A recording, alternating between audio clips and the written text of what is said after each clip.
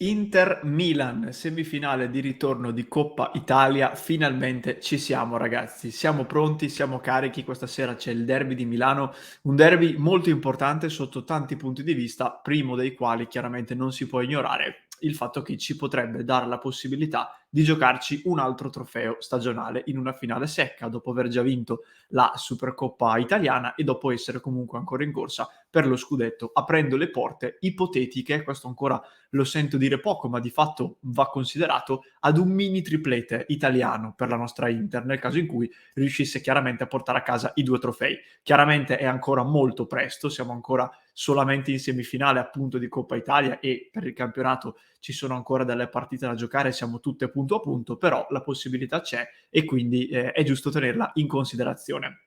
Ben ritrovati amiche e amici di Passione Inter, buon rientro dopo le festività pasquali, anzi spero abbiate trascorso appunto questi giorni in serenità con i vostri cari. Adesso che le feste sono alle spalle ci riconcentriamo sul nostro calcio, sulla nostra Inter, perché già dopo un solo giorno dalle feste pasquali ci troviamo non solo con una partita in generale, ma una partita contro il Milan, un derby di Coppa Italia, quindi dobbiamo assolutamente rimanere focalizzati. In questo episodio, come sempre, quindi vedremo le ultimissime sulle probabili formazioni, vedremo un po' dove vedere la partita, faremo qualche discorso di natura tattica, una sorta di preview sul match e poi ci ridaremo appuntamento questa sera dove, come ogni volta, saremo live su Passione Inter. Andiamo però con ordine e parto con le informazioni di servizio. Dove vedere la partita, che questa sera inizierà alle ore 21 in un San Siro totalmente gremito. Si parla di uno stadio sold out per questa semifinale, un incasso vicino ai 4 milioni di euro, forse addirittura superiore ai 4 milioni di euro. Inter che giocherà in casa e quindi avrà la maggior parte dei tifosi a sua disposizione. La partita sarà visibile su Canale 5 in chiaro per tutti voi e in streaming su Mediaset Infinity e sportmediaset.it. Vi ricordo però, molto importante, che anche noi di Passione Inter, come ad ogni match, saremo live, quindi mi raccomando, puntate la sveglia, appuntamento alle 19:45, come sempre 1 ora e 15 minuti prima del fischio d'inizio, ci trovate sul nostro canale live, come ogni volta, potete anche mettervi la partita in televisione e la nostra diretta in sottofondo, come molti di voi ci dicono di fare, e la vivremo insieme, la commenteremo, sperando di portare fortuna alla nostra Inter. Veniamo a questo punto alle 2 squadre e quindi al momento di Inter e Milan. Partiamo dagli ospiti, dal Milan di Stefano Pioli. Come arriva il Milan a questa partita?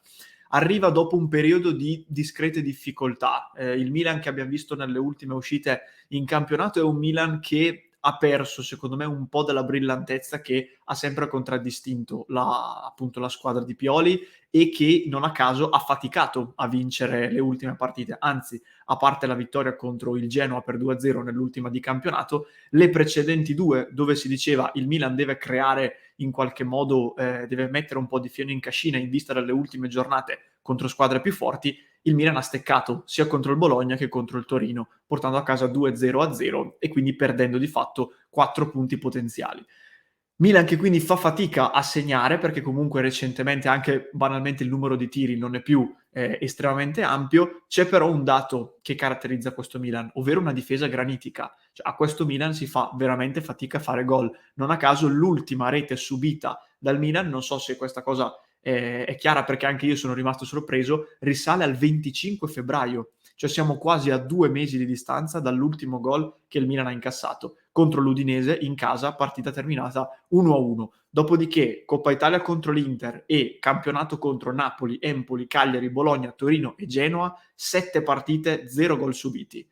E questo è un bel problema, è un bel problema perché comunque non tra l'altro in questa partita in particolare dove vale ancora, come ricorderete, la regola dei gol in trasferta, se l'Inter dovesse subire gol, a quel punto si ritroverebbe a doverne fare minimo 2 per poter passare il turno ad una squadra che però non ne subisce da 7 partite. Quindi questo purtroppo per noi e per fortuna per loro è un punto a favore perché poi anche quando fai fatica magari non sei molto brillante, iniziare intanto dal non subire gol è sempre un buon punto di partenza. Quindi facciamo grande attenzione. A livello di formazione si parlava di qualche piccolo problema per Calabria che però dovrebbe recuperare in tempo, per il resto formazione più o meno tipo per Stefano Pioli che recupera anche Tonali che all'andata era assente per squalifica. Sulla tre quarti però attenzione, non Brahim Diaz secondo le ultime novità, ma uno fra Kessie e Krunic, ma fra poco su questo punto ci torno. L'Inter invece, come arriva l'Inter? Sicuramente arriva in grande ripresa, perché comunque dopo la vittoria contro la Juventus, che non è arrivata con una grandissima prestazione, però lo scatto mentale secondo me si è percepito. Già contro il Verona, primo tempo estremamente arrembante, l'Inter che aggrediva e che ha fatto 2 gol, poteva farne anche di più. Vittoria importantissima anche contro lo Spezia, nonostante la gara piena di insidie, 3 vittorie consecutive. A questo punto il derby rappresenta comunque uno spartiacque. Non fosse altro, ragazzi, che purtroppo quest'anno l'Inter su 3 derby giocati ne ha vinti 0. Quindi questo è l'ultimo derby della stagione. Anche solo per una questione di forma, credo che vincerlo sia doveroso per la nostra Inter, per evitare di chiudere con 0 vittorie su 4 derby. Cosa che peraltro rappresenterebbe la beffa delle beffe, perché 2 di questi 3, uno in particolare quello di ritorno in campionato che tutti noi ricordiamo, avremmo strameritato di vincerli. Quindi cerchiamo di portare a casa anche una vittoria sporca, anche una vittoria in stile Juve-Inter, però sarebbe molto molto importante.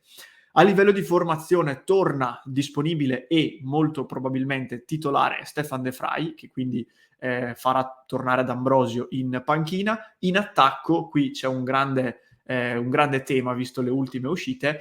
Al momento vengono dati in vantaggio forte sugli altri due Dzeko e Lautaro, quindi pare che Simone Inzaghi voglia tornare alla coppia che spesso ha messo in campo negli ultimi mesi, nonostante secondo me le ottime risposte ricevute dalle coppie miste. Dzeko Correa contro il Verona, Dzeko Correa di nuovo contro lo Spezia, ma anche Sanchez Lautaro, che poi sono entrati a gare in corso e hanno fatto gol e assist. Quindi questa cosa mi lascia un pochino perplesso, però Simone Inzaghi, come dico sempre, li vede tutti i giorni in allenamento, quindi mi fido di lui.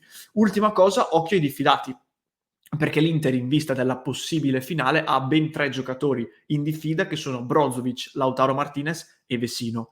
E con tutto il rispetto, non me ne vogliono Lautaro e Vecino, ma l'assenza di Marcelo Brozovic sarebbe sicuramente quella più pericolosa. Quindi cerchiamo di fare attenzione, o meglio cerchino di fare attenzione, perché comunque abbiamo visto quest'anno quanto pesi non avere Marcelo in campo.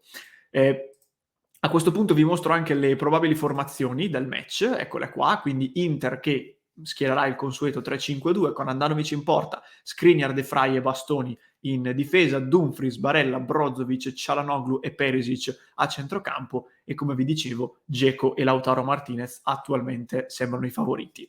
Milan invece 4-2-3-1, Maignan in porta, Calabria, Kalulu, Tomori ed Hernandez in difesa, Tonali e Bennacer a centrocampo, Messias, Kessie e Leao alle spalle di Giroud. Qui, come vi dicevo prima, l'unico piccolo dubbio è fra Kessie e Krunic nella posizione di trequartista, mentre come vedete gli altri poi, bene o male, sono i titolari. Queste quindi erano le probabili formazioni, una piccola preview della partita. Allora, che partita mi aspetto? Mi aspetto una partita che sarà inizialmente un pochino bloccata, perché comunque la pressione si sente sia per il fatto che è un derby molto banalmente, ma anche perché comunque c'è in palio una finale di Coppa Italia. Quindi mi aspetto le squadre all'inizio un po' contratte, una fase un po' di studio. Evidentemente sarà decisivo l'episodio. La squadra che la sbloccherà o che magari, che ne so, avrà un calcio di rigore a favore o comunque riuscirà a dare la scossa per prima, potrebbe trarne molto giovamento. Quindi dovremo essere bravi a sfruttarlo se saremo noi quelli che avranno l'episodio a favore, o bravi a contenerli se invece saranno loro. Vi dicevo, il trequartista del Milan, anche Pioli in qualche modo ne ha parlato in conferenza stampa, a meno che non ci siano cambi dell'ultimo minuto, a meno che non ci sia stata un po' di pretattica, la sensazione è che Stefano Pioli preferisca uno fra Kessie e Krunic al posto di Diaz, perché la posizione del trequartista nel 4-2-3-1 del Milan va in qualche modo ad incastrarsi con quella del regista del 3-5-2 dell'Inter, e sappiamo bene quanto schermare Marcelo Brozovic sia una delle armi che molto spesso le squadre avversarie alla nostra Inter cercano di mettere in campo. Di conseguenza sarà molto importante l'apporto di Çalhanoğlu, di Bastoni e di De Vrij, perché con un Brozovic marcato a uomo dovranno essere bravi loro a iniziare a costruire l'azione. Soprattutto De Vrij, che secondo me nell'ultima partita in cui poi è stato sostituito all'intervallo contro il Verona, qualche differenza si è notata. in fase di possesso, nell'Inter con De Vrij e nell'Inter senza De Vrij. L'Inter, dicevamo prima, sembra stare un pochino meglio fisicamente, quindi diciamo che sulla carta e a bocce ferme partiamo con questo vantaggio, però non sarebbe la prima volta in cui il derby in quanto tale rimescola un po' le carte. Abbiamo visto molte volte l'Inter partire sfavorita e poi vincerlo. In campionato il Milan sembrava nettamente sfavorita e poi lo ha vinto, quindi comunque il derby spesso rimescola tutto e può sembrare strano, ma è così, e quindi si ritorna sul discorso dell'episodio che la può rendere decisiva e di cui vi parlavo prima. Chiaramente il gol in trasferta, che ancora vale doppio in questa competizione, favorisce un pochino il Milan, che non ne ha subiti quando giocava in casa e ha l'occasione quindi di calare questa carta giocando in trasferta. L'Inter dalla sua ha il pubblico che deve essere un fattore, ragazzi, il pubblico che potrà tornare a riempire San Siro al 100% e quindi insomma un derby con il pubblico al 100%.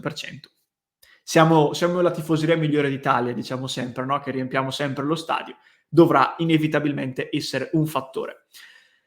Le ultime due cose voglio dirvi. La prima, mi è piaciuta molto, vi dico la verità, mi è piaciuto molto il discorso che Simone Inzaghi ha fatto in conferenza stampa ieri, quando per ben 2 volte ha ribadito con chiarezza di suddividere bene la Coppa Italia dal campionato, perché poi un derby in qualche modo coinvolge tutto. Si parlava di aspetti mentali, di vittoria per dare ulteriore carburante in vista del finale di campionato. Inzaghi ha detto sì, sicuramente, questa partita è un derby e quindi conta, la Coppa Italia è un obiettivo importante e quindi conta, il colpo grosso però è lo scudetto, quindi dividiamo bene le due cose. Domani è Coppa Italia, sabato contro la Roma sarà nuovamente Serie A e sarà un altro discorso. E questo non è maniavantismo, io anzi mi autodenuncio e mi autodichiaro. Io la Coppa Italia voglio che l'Inter la vinca, o quantomeno si giochi la finale, quindi non sto facendo maniavantismo. Però se anche dovesse uscire una stagione con lo scudetto e la Supercoppa e la Coppa Italia persa, è una stagione 200 volte migliore di una con Supercoppa e Coppa Italia e scudetto perso. E questo secondo me è un fatto. Poi ognuno chiaramente ha la sua opinione. L'ultima domanda, la domanda delle domande: chi ha più da perdere a questo punto con questo derby? È difficile dirlo secondo me, perché quando l'Inter era un po' in crisi e dava piccoli segnali di ripresa si diceva quel derby lì, una vittoria in quel derby lì chiuderebbe il cerchio di quello perso in campionato a febbraio e quindi ti darebbe un boost per il finale di stagione. E contemporaneamente affosserebbe magari il Milan che invece viaggia molto sull'entusiasmo. La cosa particolare è che ci arriviamo in situazioni ribaltate, perché ci arriviamo con un Milan che già adesso, al di là della vittoria col Genoa, sembra un pochino in difficoltà e quindi è già in una condizione difficile, e arriviamo invece con un Inter che è già in ampia ripresa. Quindi una vittoria che chiaramente farebbe benissimo, non voglio assolutamente ridimensionare una vittoria in questo derby, però non so quanto boost ti darebbe in relazione al fatto che questo boost sembra già esserci stato. Io vedo già un Inter in grande crescita dopo la vittoria con la Juve, visto le partite col Verona e con lo Spezia. Quindi non lo so, faccio fatica a dirvi chi ha più da perdere. Forse paradossalmente proprio l'Inter, perché arrivandoci messa un pochino meglio, qualora dovesse perdere si ritroverebbe di nuovo la stampa che preme e dice quindi le ultime 3 partite erano tutte un bluff, alla fine l'Inter è tornata quella di febbraio, in qualche modo, di febbraio-marzo. E dall'altra parte invece il Milan, che è in difficoltà, rialzerebbe le ali e rischierebbe di tornare a volare. Quindi forse più da perdere lo avrebbe l'Inter, ma questo è sinonimo del fatto che l'Inter ci arriva meglio e quindi secondo me ci arriviamo con maggiore ottimismo. Non lo so ragazzi, io questa era un po' la mia preview e il mio discorso del pre-partita. Vi chiedo a questo punto, se siete arrivati fino a questo punto dell'episodio, di lasciarmi l'emoji della Coppa, visto che parliamo di Coppa Italia. Vi chiedo ovviamente di iscrivervi al canale e se volete attivate anche la campanellina, così vi arrivano le notifiche per tutti i nuovi contenuti e non vi perdete la live di questa sera, ripeto, dalle 19:45. Fatemi sapere la vostra chiaramente nei commenti, fatemi sapere chi secondo voi ha più da perdere in questa partita e come ci arriva l'Inter. Lasciatemi anche un pronostico, come diciamo sempre, se ve la sentite. Vi ricordo poi che potete anche sostenere il nostro progetto o abbonandovi su passioneinter.club o direttamente sul canale YouTube per permetterci di portarvi ogni giorno nuovi contenuti. Per il resto ci vediamo in diretta tutti i giorni dalle 19:30, ma soprattutto questa sera, 19:45, non mancate.